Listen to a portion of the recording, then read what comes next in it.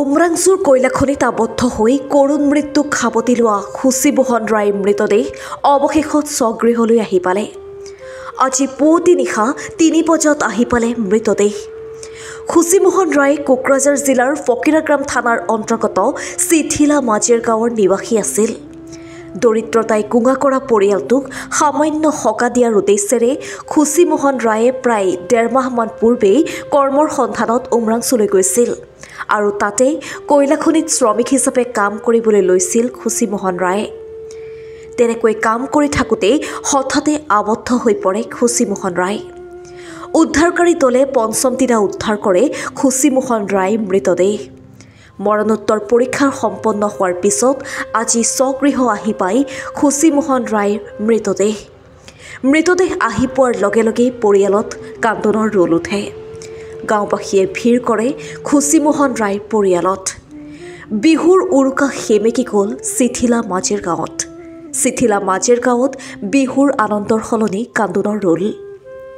মৃত্যুৰ পূৰ্বে খুচিমোহন ৰায়ে ৮০ বছৰীয়া মাতৃ নিতুবালা ৰায়, পত্নী মধুবালা ৰায়, ২ পুত্ৰ সন্তান ক্ৰমে সুবিত ৰায় আৰু সুভাষ ৰায়, ২ কন্যা সন্তান ক্ৰমে শক্তি আশ্ৰম উচ্চতৰ মাধ্যমিক বিদ্যালয়ৰ উচ্চতৰ মাধ্যমিক শ্ৰেণীত অধ্যয়নৰত ৰবিতা ৰায় আৰু চিঠিলা MP স্কুলৰ ৮ম মান শ্ৰেণীত অধ্যয়নৰত শুভশ্ৰী ৰায়ক ইহজগতত এৰি থৈ গৈছে। ইয়াৰে ২ পুত্ৰ ক্ৰমে সুবিত ৰায়ে অৰুণাচলত আৰু সুভাষ ৰায়ে কেৰালাত কাম কৰে। বৰপুত্ৰ ইতিমধ্যে স্বগৃহ আহি পাইছে যদিও সুভাষ ৰায় অহা বুধবাৰেহে কেৰালাৰ পৰা স্বগৃহলৈ আহি পাব। দুৰ্ভাগ্যজনক ঘটনা এইটো। মোৰ দেউতাই উমৰাংচুঙত কাম কৰিবলৈ কয়লাখনিত কাম কৰিবলৈ গৈছিল। ১.৫ মাহ হৈ গ'ল, ইমান দিন কাম নাছিল। প্ৰথম এদিনে কাম আছিল, ৬ তাৰিখে কাম আছিল। যিটো ঘটনা হৈ গ'ল ৬ তাৰিখত, এদিনে কামটো আছিল, সেইদিনেই এনেকুৱা হৈ গৈছে। তেতিয়া মই অৰুণাচলত থাকোঁ, তাত ফোন কৰি মোক জনালে যে তোৰ দেউতা এনেকুৱা হৈ গৈছে, ঘৰত আহিব লাগে। তেতিয়া আহিলোঁ। তেতিয়া উদ্ধাৰ অভিযান চলি আছিল। উদ্ধাৰ অভিযান চলি থাকোঁতে ১১ তাৰিখেহে উদ্ধাৰ কৰিব পাৰিলে মোৰ দেউতাক। তাৰপিছত আজি সেই ডেড বডিটো লৈ আহিল।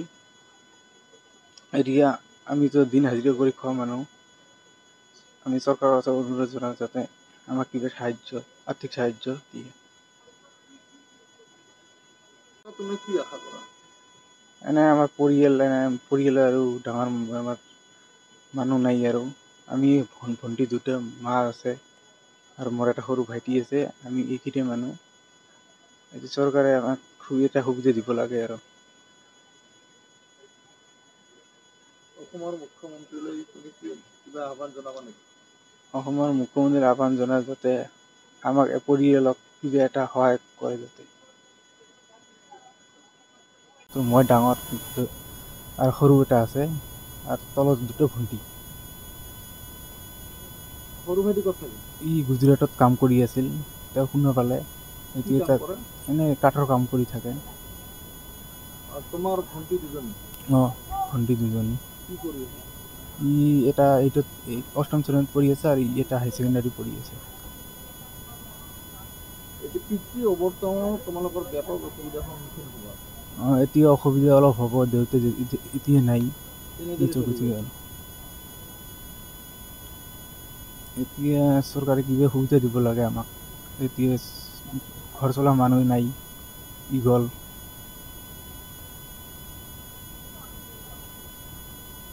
আপোনালোকে মৃতদেহটো হাফলঙৰ পৰা লৈ আহিলে? হয়। কেনেকৈ লৈ আহিলে? হাফলং চিভিল হস্পিটেলৰ পৰা লৈ আহিলোঁ। আমি একচুৱেলি কোকৰাঝাৰৰ আমাৰ ডিচি ছাৰ মহোদয়ৰ পৰা নিৰ্দেশ মৰ্মে আমি আৰু হাফলং ডিচি ছাৰৰ নিৰ্দেশ মৰ্মে বস্তুটো অলপ যোগাযোগ কৰি লৈ আহিলোঁ, ডেড বডিটো খুচিমন ৰায়ৰ। জিলা প্ৰশাসনে যথেষ্ট সহায় কৰিছে। আমি জিলা প্ৰশাসনক ধন্যবাদ জনাওঁ আৰু লগতে আমাৰ ডিচি মহোদয়ক ধন্যবাদ জনাওঁ। লগতে আমাৰ চাৰ্কেল বাইদেউ এখেতকো ধন্যবাদ জনাওঁ। এখেতে আমাক যথেষ্টখিনি হেল্প কৰিছে। ডিচি বাইদেউকো যথেষ্টখিনি ধন্যবাদ জনাওঁ। আৰু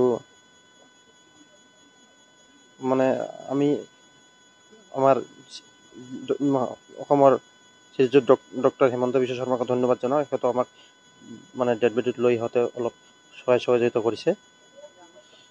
নহ'লে আমি আৰু এগৰাকী শ্ৰমিক সন্ধানহীন হৈ আছে। হয়, তেওঁৰ বিষয়ে কিবা তাতে খবৰ পাইছিল? নাই, তেওঁৰ বিষয়ে আমি তাতে একো খবৰ পোৱা নাই। এতিয়ালৈকে এখেত সন্ধানহীন হৈ আছে, আমি শুনাত। আৰু আগন্তুক সিহঁতে মানে হেৰি কৰি উদ্ধাৰ অভিযান চলাই আছে। তাতে কি হয় এইটো সিহঁতেহে জানিব। এইটো আমি এতিয়াও একো জনা নাই বস্তুটো। আমি তাতে যাই পৰিয়ালৰ আৰ্থিক অৱস্থা খুবেই শোচনীয়। হয়, এই ক্ষেত্ৰত কিবা সুব্যৱস্থা লোৱাৰ বাবে চৰকাৰক আপুনি আহ্বান জনাব নেকি? এইটো মই আমাৰ ডি চি মহোদয়ক অনুৰোধ জনাওঁ, যাতে এইখন ফেমিলিক কিবা অলপ আৰ্থিকভাৱে সাহায্য কৰে যেন। অসমৰ মুখ্যমন্ত্ৰীলৈ আপুনি কিবা বিশেষ আহ্বান জনাব? হয়, মই এইখন ফেমিলিৰ হৈ মই অসমৰ মুখ্যমন্ত্ৰী শ্ৰীযুত হিমন্ত বিশ্ব শৰ্মা ডাঙৰীয়াক মই অলপ এইখন পৰিয়ালক যাতে আৰ্থিকভাৱে কিবা অলপ সহায় যেন আগবঢ়ায়, তাৰ কাৰণে মই অনুৰোধ জনাইছোঁ। গোটেইখিনি আমাৰ ডিষ্ট্ৰিক্ট এডমিনিষ্ট্ৰেশ্যন আৰু ডিমা হাছাও ডিষ্ট্ৰিক্ট এডমিনিষ্ট্ৰেশ্যনৰ সহযোগতে কামখিনি কৰা হৈছে। সম্পূৰ্ণ যিখিনি এম্বুলেঞ্চৰ যিখিনি ব্যৱস্থা বা আমাৰ কেৰিয়াৰ বা গোটেইখিনি কথা আৰু গোটেইখিনি আমি তেওঁলোকৰ ডিষ্ট্ৰিক্ট এডমিনিষ্ট্ৰেশ্যন আৰু কোকৰাঝাৰ ডিষ্ট্ৰিক্ট এডমিনিষ্ট্ৰেশ্যনে গ্ৰহণ কৰিছে। কোকৰাঝাৰৰ আৰু এগৰাকী শ্ৰমিক সন্ধানহীন এই ক্ষেত্ৰত কিবা খা খবৰ পাইছে? হয়, আৰু এজন আছে সৰ্পা বৰ্মন। তেখেতৰ এতিয়ালৈকে কোনো ধৰণৰ সংযুক্ত পোৱা নাই। ইতিমধ্যে চাৰিজন মানুহৰ মৃতদেহ উদ্ধাৰ হৈছে, কিন্তু আৰু 5জন এতিয়াও আছে। আৰু এতিয়াও আমাৰ উদ্ধাৰ কাৰ্য দেখিছোঁ উদ্ধাৰ কাৰ্য এতিয়াও চলি আছে। যিহেতু প্ৰতিকূল পৰিস্থিতিৰ কাৰণে পানী যিটো বাঢ়ি গৈ থাকে, তাৰ কাৰণে তাৰমানে এইটো অলপ অসুবিধা হৈ আছে। আশা কৰিছোঁ 2-3 দিনৰ ভিতৰত এইটো তেওঁ কিবা এটা সংযুক্ত পোৱা যাব। আৰু তেতিয়া যদি আমাৰ ডিষ্ট্ৰিক্ট এডমিনিষ্ট্ৰেশ্যনৰ পৰা ইনফৰ্মেশ্যন পাই যাম, লগে লগে আমি তেওঁৰ কাৰণে এনেধৰণৰ ব্যৱস্থা গ্ৰহণ কৰিবলৈ চেষ্টা কৰিম। কুশীমোহন ৰায়ৰ দুৰ্ভাগ্যজনক মৃত্যু হ'ল। আপোনালোকে মৃতদেহ তাৰ পৰা কেনেকৈ কিদৰে আনিব? হয়, আমাৰ কোকৰাঝাৰ ডিষ্ট্ৰিক্টৰ কুশীমোহন ৰায় যোৱা 6 তাৰিখে যিটো উমৰাংচুৰিটো ট্ৰেজেডি হৈছিলে কল মাইনৰ, তাতে তেওঁ কেম্প হৈ আছিলে। আৰু যোৱা 11 তাৰিখে মানে ডিমা হাছাও ডিষ্ট্ৰিক্ট এডমিনিষ্ট্ৰেশ্যনৰ পৰা আমি ইনফৰ্মেশ্যন পাওঁ যে তেওঁৰ মৃতদেহটো উদ্ধাৰ হৈছে। আৰু তেতিয়াৰ লগে লগে আমি আমাৰ কোকৰাঝাৰ ডিষ্ট্ৰিক্ট এডমিনিষ্ট্ৰেশ্যনৰ অনাৰেবল ডি চি মেডামৰ নিৰ্দেশ মৰ্মে আমাৰ এজন মেজিষ্ট্ৰেট আৰু মই ডিমা হাছাওলৈকে যাওঁ। যিহেতু মৃতদেহটো উমৰাংচুত নাছিলে, পষ্টমৰ্টেম বা এইখিনি কামৰ কাৰণে হাফলং চিভিল হস্পিটেললৈ যোৱা হৈছিলে। আমি ডাইৰেক্টলি তাতে যাওঁ আৰু তাতেই যিখিনি ফৰ্মেলিটিছ আছিলে সেই গোটেইখিনি গ্ৰহণ কৰি আমি মৃতদেহটো উভতাই লৈ আনো। আৰু আজি এতিয়া এইখিনি সময় 3টা বাজিছে আৰু তেতিয়া আমি তেওঁক পৰিয়ালবৰ্গক চমজাই দিম। আপোনাৰ স্বামী কেতিয়া কাম কৰিব গৈছে? 1.5 মাহ আগতে গৈছে। আগতে ক'ত কাম কৰিছিল? আগতে ঘৰতে কাম কৰিছিল। তাৰপিছত তাতে কাম কৰিব গ'ল। তাতে খবৰ পাই গ'ল। বিয়া খবৰটো কেতিয়া ওলাইছিল? 1.5 মাহ পিছতে পাইছোঁ। তেখেত এতিয়া নাই, আপোনালোকৰ খুব কষ্ট হ'ব। আমাৰ কষ্ট হ'ব। ল'ৰা ছোৱালী 4জনী, বুঢ়ী মা আছে, শাহু বুঢ়ী। কেনেকৈ কি কৰিম মই নিজে নাজানো। চৰকাৰক কিবা আহ্বান জনাব নেকি? চৰকাৰে অলপ আমাক সহায় কৰে, মদত কৰে। ল'ৰা ছোৱালীগিলা পঢ়া শুনা, খোৱা লোৱা বহুত কথা আছে। বিয়া বাৰু 2টা ছোৱালী আছে। অসমৰ মুখ্যমন্ত্ৰীক কিবা বিশেষভাৱে আহ্বান জনাব নেকি?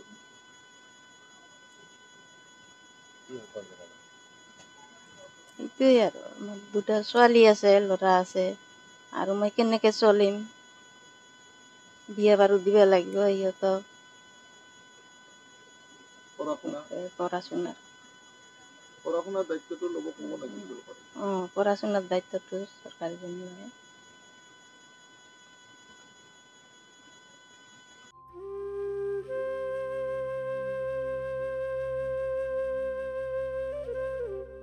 News desk PN live first.